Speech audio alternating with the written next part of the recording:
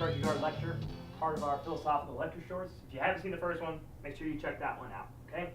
So, excuse me, at the end of the last one, we talked about Kierkegaard trying to maybe escape despair, or perhaps another level after willing to be a self. And he says we can turn towards the religious, all right? Now, for Kierkegaard, though, there are two ways to think about this. There is kind of the inauthentic way to become religious, which we'll talk about first, which is called religiousness A, or Socratic religion. And then what he seems to prefer, or pushes more towards, okay, is the more authentic version, religiousness B, or what he terms Christianity. But as we'll see, it's Christianity in his terms, not the traditional terms, okay? Now, what's wrong with the religiousness A? Why is that something he seems to see as a negative or inauthentic way of being? So, well, the first thing, religiousness A, what characterizes it, is that we believe we can overcome the self. And remember, the self is that kind of fight between our finite and infinite self, or temporal, eternal self, okay? That we can overcome this self through a continuous commitment to God. As long as I continuously commit to God over and over and over again, I can hopefully kind of get outside my finite self and unite in some way with the infinite. And that's what he thinks religious A is trying to say, that by committing myself to God, I can somehow escape my finite self and be all infinite, become one with God. And as we'll see, he thinks that kind of uniting with God will inevitably always fail, okay, if we're just trying to become infinite. Now, why is that? Now, he says that there's kind of three different modes this goes through of how it ends up failing, okay? The first mode that it usually happens is we go through resignation. And what he means, what we're resigning from or saying no to and trying to push back is our temporal or finite self, okay? We push away. Actually, we should probably a better term for him to use is tear away. We try to tear ourselves away from our temporalness, or our temporalness can be another word for our finite self, okay?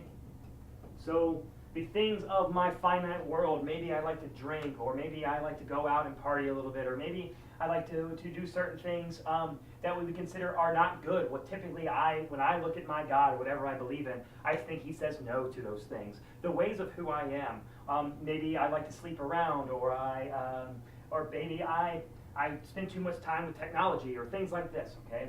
What I try to do is to tear myself away from those temporal woes, the temporal things of now. Well, remember, those temporal things could also be things like your family or other things, depending on what type of God or what church you're looking at, okay? We try to tear ourselves away from those things, and we resign from them, and try to say no to them, and I am just going to be one with you, God. Screw those things, just you, okay? We resign first. But the thing is this usually leads us to suffering. Now, why does this lead us to suffering, okay? Well, he thinks this tearing away, or resignation, is not an indifference. It's not like I tear myself away and go, I don't really care about drinking anymore. I don't care about that woman anymore. I don't care about my family anymore, whatever that might be. I'm just about God, and I'm indifferent to those things.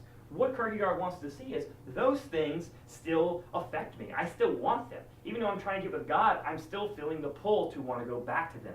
I still feel the pull of them, all right? And this is why I end up suffering, is because though I'm tearing myself away, it really hurts me. It really is tough on me. It's suffering for me to do that. I want to be this finite self. I want to be in temporality.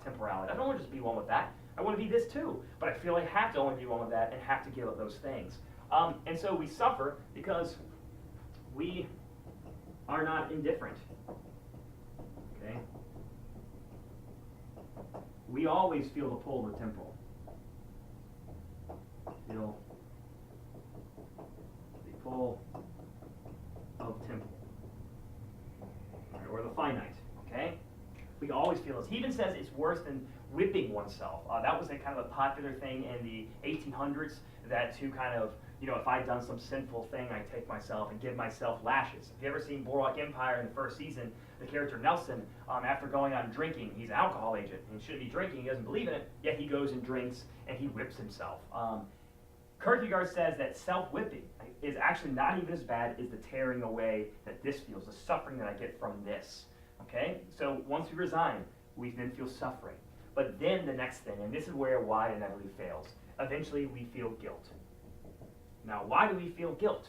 We feel guilt because what initially happens, we always inevitably return to the temporal world, the finite world. We always inevitably take that drink. We always inevitably go with that person. We always inevitably return to those things that we really like here in the temporal. And then what do we feel? We feel guilty because I didn't live up to you, God, and I feel like I'm such a lesser person, and I end up feeling disgraced. I feel horrible. I feel guilt. Okay? This is what inevitably happens. Okay? We inevitably give in to the temporal. To the temporal. I resign, I suffer, I guilt. I'm feeling guilty. And this is why he thinks religious night is not the way to approach religion. This is the wrong way. And nevertheless, this will be an inauthentic way, and it will fail. We will not find meaning in our lives from this. Some of you may even feel this when you go to church. A lot of people who are critical of the church today, or even then, feel that that's what it is. It's a guilting or shaming that you aren't good enough and you are less. And see, Kierkegaard, this is not what he thinks religion should do. And one thing that's really interesting, if you take a look at my last lecture and this one, we see the most inauthentic level of despair is when we want to be totally in the finite or totally in the temporal, and we completely have ignored or don't even realize the infinite or the eternal. What's kind of interesting here is we see the religious A, which is the inauthentic way to be religious, is almost the complete opposite. This is where we are trying to completely push away our finite and temporal self and just be one with the infinite. And either way, if we're just trying to be one with the finite or just one with the infinite, either one, both for Kierkegaard are inauthentic, and we inevitably fail at both those and won't find meaning in our lives. Okay? So now let's move on to religious B. This is the one Kierkegaard seems to profess, okay? And he calls it Christianity.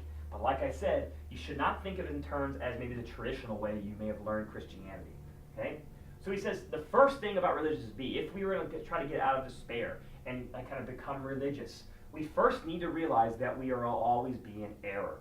There is no way to unite totally in oneness with the infinite or the eternal, oneness with God in itself of itself. This is something we cannot do. Why? Because that is not what we are. We are not God in that sense. Okay? So first, we realize that we are in error. And the second thing we must attempt to do is to realize that God is a teacher. Okay? He was here to teach us about something. But about what? Not about God, but about you, yourself. He's here to teach you who you are. Now, how did he do that? And now, one of the big things to be a Christian, there's one big important part, and that is you have to believe in Jesus. Okay? Jesus was sent here to help teach us who we are, not to become one with God in the infinite, but to realize that we are who we are as human beings. And what was the big thing about Jesus? Why is he such an important, if you believe in him? Well, the important thing about Jesus is not only was he man, a human being, he was also God. He was God incarnate, okay? Not only was he a human being, he was also God. He was the human being and God in one. Now, if we think about that, the man, human being or man represents what we may call the finite, okay? Or the temporal, right? Whereas God always represents the infinite, okay? Or the eternal, okay? And as we see, who is both finite and also infinite? Who is both temporal and also eternal? Well, Kierkegaard has been showing us that is who we are. We are both finite and infinite, temporal and eternal. What Jesus was not brought here to teach us about God, but was brought here to teach us about ourselves. Okay? Jesus is you. All right? He showed us that you can be both a finite being and an infinite being and live here on this earth, and you can accept it and be one with it and be okay with it. Jesus accepted it. By having faith in Jesus, it's not so much having faith in God, but having faith in yourself, that you can accept this position you're in. You can accept who you are. You can accept that our life will always be a conflict between the finite and infinite. Not that it has to be resolved, but that I can live with it, much as Jesus did. And this is what he means by becoming a knight of faith. That we are a knight of faith. We have faith in ourselves that we can be both temporal and eternal, or finite and infinite. And what he seems to be doing is saying that life isn't about just becoming one or the other, but finding for yourself a balance between the two in which you can live with. Okay? Finding the balance. Okay? Between the two. And that you can live with, and struggling with this balance, trying to find my temporal side and my eternal side, and making sure that, hey, all my temporal isn't necessarily always bad. I should enjoy the temporal because that's part of me. But I also shouldn't shun the finite, or the infinite, excuse me. But I also shouldn't just try to become one with the infinite and push the temporal away, because that's not me either. I am both, and I need to learn to live with both, become one with both, okay? But it's not a sublimation, an overcoming one. It is a living with the two oppositions together.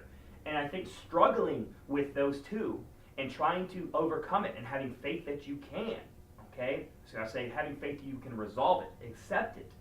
That is what it means to live an authentic life, to live a religious life, okay? And I don't necessarily mean it might have to be Jesus. I think in some sense we may be able to understand this in a secular position as well.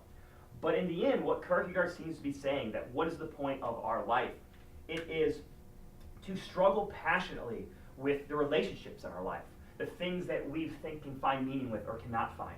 That is the point, and that is the goal, is to passionately struggle to find this kind of balance between the two of my temporal and finite. And that is how, by fighting all that and trying to struggle with finding that passionately, then meaning will come to me. My life will begin to mean something. And that is the goal of his philosophy.